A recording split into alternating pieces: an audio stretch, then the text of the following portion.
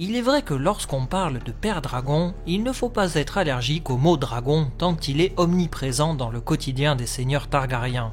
Qu'elle est loin derrière notre dernière étape, mais nous devons quand même reprendre la route car notre voyage a pris quelque peu de retard.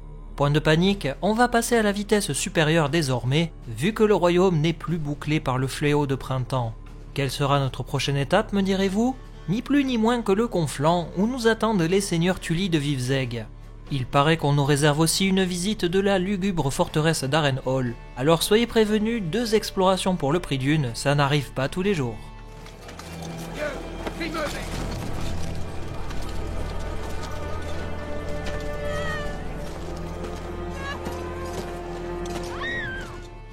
Ah, le Conflant. L'histoire s'est très souvent écrite le long de ces fleuves.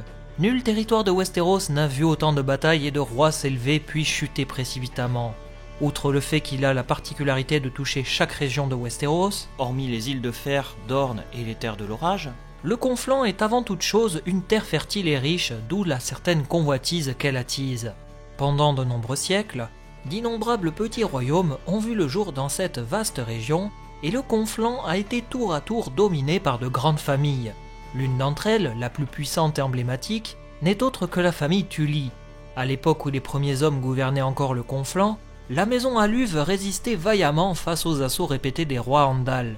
Difficilement daté, bien que borné entre l'année 6000 et 2000 avant la conquête, le jeune Axel Tully, fils d'Edmure Tully, participa à la guerre aux côtés du roi Tristifère IV à Luve, appelé aussi la Masse de la Justice. Après un total de 99 victoires pour 99 batailles, Tristifère IV fut défait lors de son 100e affrontement par une coalition de 7 rois Andal.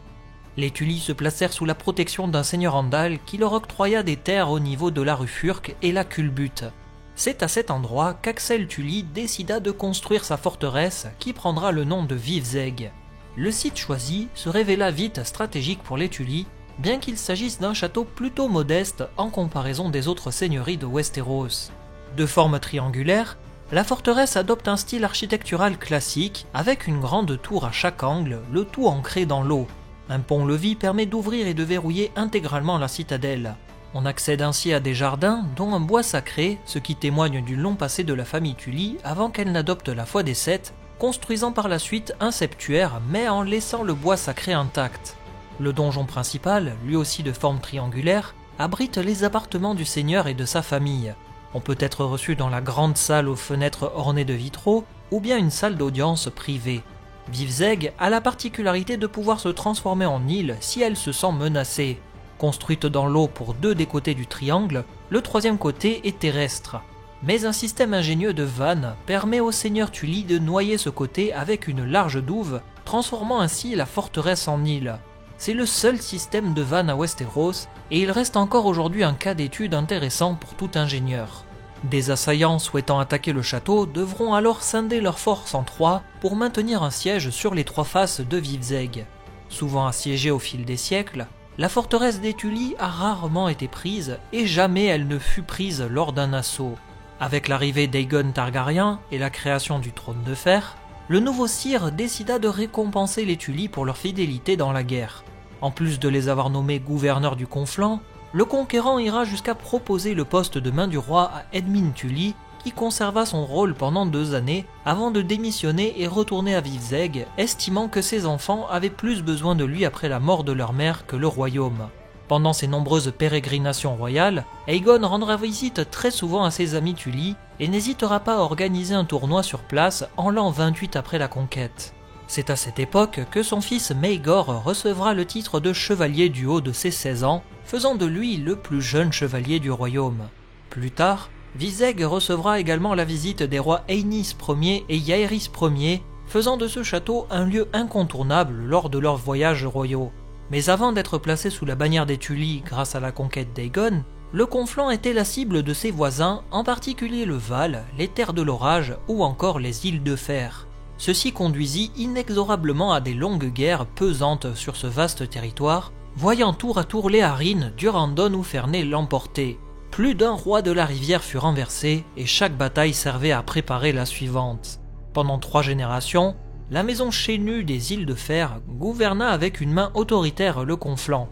N'étant pas appréciés par les hommes du Trident, les Chênus prélevaient impôts et femmes pour les emporter sur les îles de fer. Arène Chênu, appelé Arène le Noir, fut ainsi nommé roi à la mort de son père. Jusque-là, les rois des îles de fer ne faisaient que voyager dans le Conflent, n'ayant pas de palais ni de forteresse digne de les recevoir. C'est ainsi que naît dans l'esprit du roi l'envie d'un château à la hauteur de son ambition. Arène choisit le site du lac de l'Œil-Dieu pour ériger son futur mastodonte. Il souhaitait une forteresse immense avec les plus hautes tours de Westeros. Pour parvenir à ses fins, Arène ordonna à ses troupes de piller les bois et châteaux alentours, mais aussi de mettre à contribution les habitants du Conflent qu'ils n'hésitent pas à réduire en esclavage pour les travaux. Des dizaines de milliers de pauvres gens mourront dans les carrières du Conflent pour faire sortir de terre la forteresse d'Arène. Des barrales millénaires sont abattus pour faire office de poutres, le roi n'ayant que faire de ces vestiges de dieux païens. On raconte même qu'il aurait enduit le mortier utilisé pour son château avec du sang humain, mais il semblerait que ce soit plus de l'ordre du conte horrifique que du fait avéré. Pendant les 40 années de son règne, Arène mobilise toutes ses ressources pour achever son œuvre et il y parvient en l'an 2 avant la conquête. Harrenhal est né.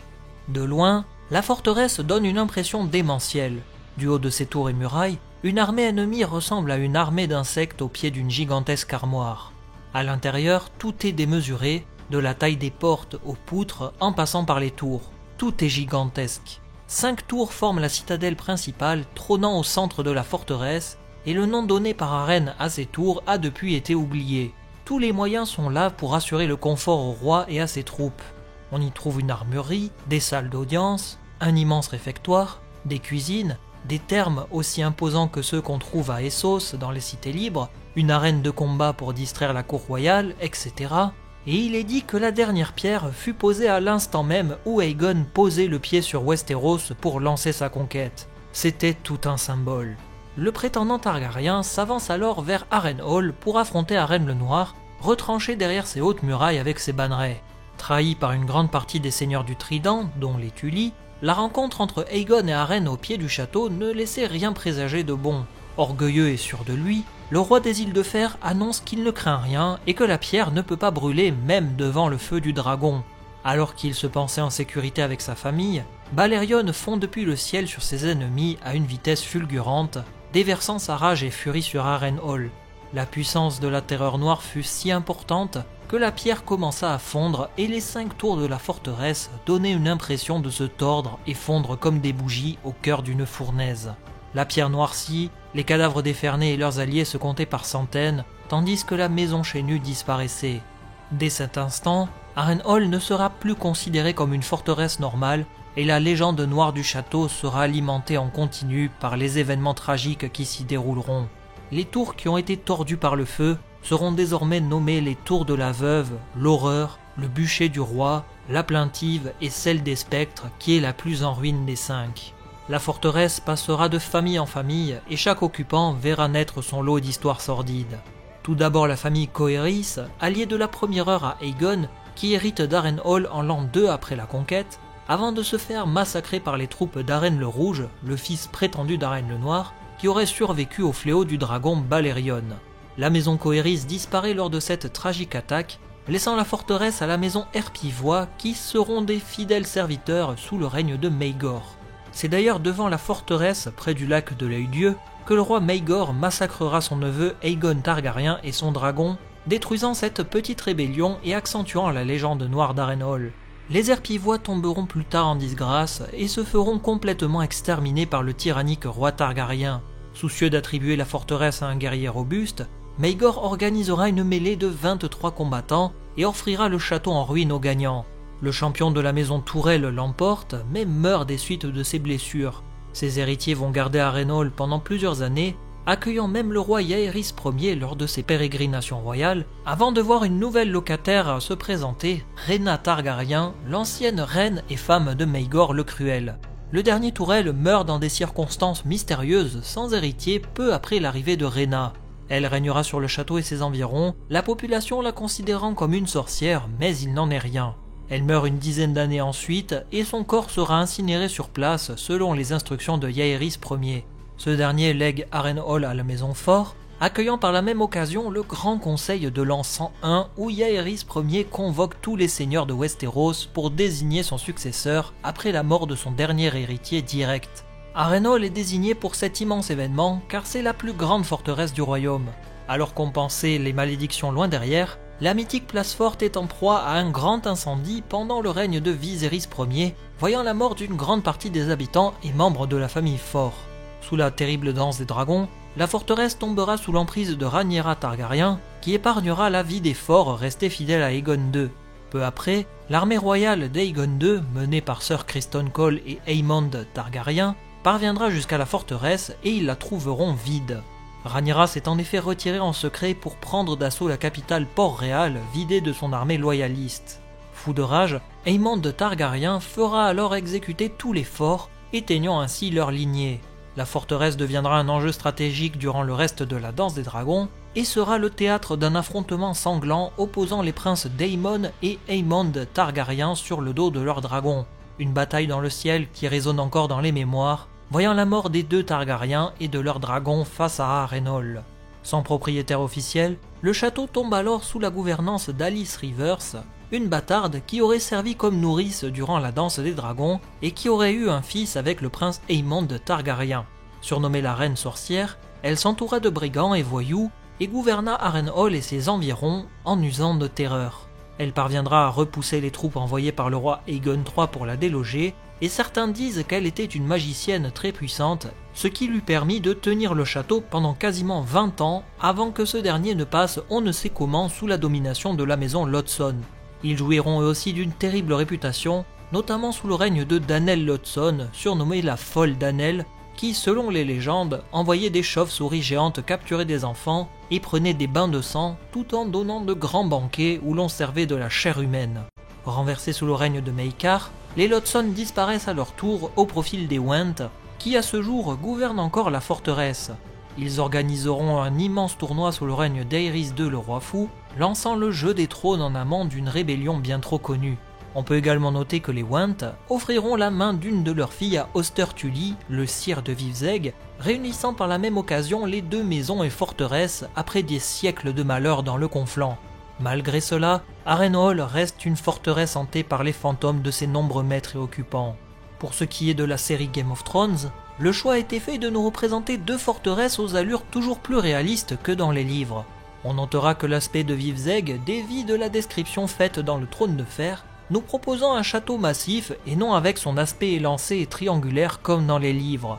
Mais qu'importe cela, je trouve quand même que ce style très Frenchy lui va très bien. Et rien à dire sur la terrible Harrenhal, fidèle à elle-même avec des pierres noires et tordues par le feu, nous offrant un design démesuré à l'image de sa représentation dans les livres, même s'il me semble que la description faite dans les livres semble indiquer qu'elle est beaucoup plus grande que cela. Deux forteresses à l'architecture bien particulière qui viennent ainsi renforcer ce riche univers. C'est ainsi que nous quittons le Conflant, pays de toutes les guerres et lieu empreint d'une longue histoire. La prochaine étape de notre voyage nous emmènera dans le Bief, dans la demeure des Tyrell, mais pas que. En attendant, je vous invite à me rejoindre sur mes réseaux sociaux, Twitter et Instagram, et je vous dis à très bientôt pour d'autres explorations. Salut à vous!